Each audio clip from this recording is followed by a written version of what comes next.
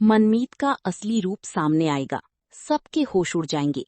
Doctor आराम की आने वाली कहानी में बहुत ही इंटरेस्टिंग और जबरदस्त ट्विस्ट आने वाला है। मनमीत ने हमेशा आराम की मदद की है, यहाँ तक कि उसने अपनी किडनी तक डोनेट कर दी और किसी को इसकी भनक तक नहीं लगने दी। इतना बड़ा काम करने के बाद भी उसने कभी अपनी तारीफ नहीं की और न ही अपनी वाहवाही करवाई। इसी वजह से उसने ये बात आराम से भी छिपा कर रखी।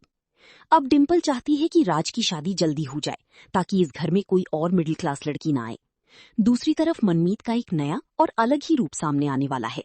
वो हमेशा से स्ट्रांग और बोल्ड रही है, लेकिन जब उसके साथ गलत हुआ था तब आराम ने उसका साथ दिया था।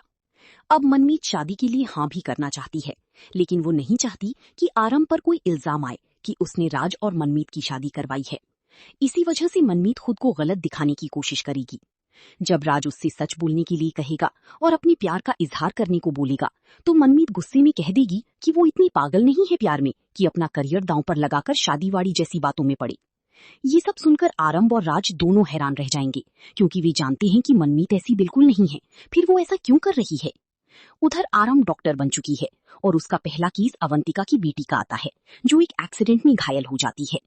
आरंभ को अब अपनी डॉक्टर बनने की काबिलियत साबित करनी होगी।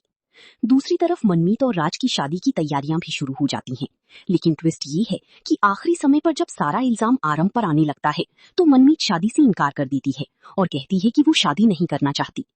इसके बाद डिम्पल और अवंतिका का परिवार आरंभ को दोषी ठहराने की कोशिश करेगा, लेकिन आगे कहानी में और भी बड़ी ट्विस्ट आने वाली है।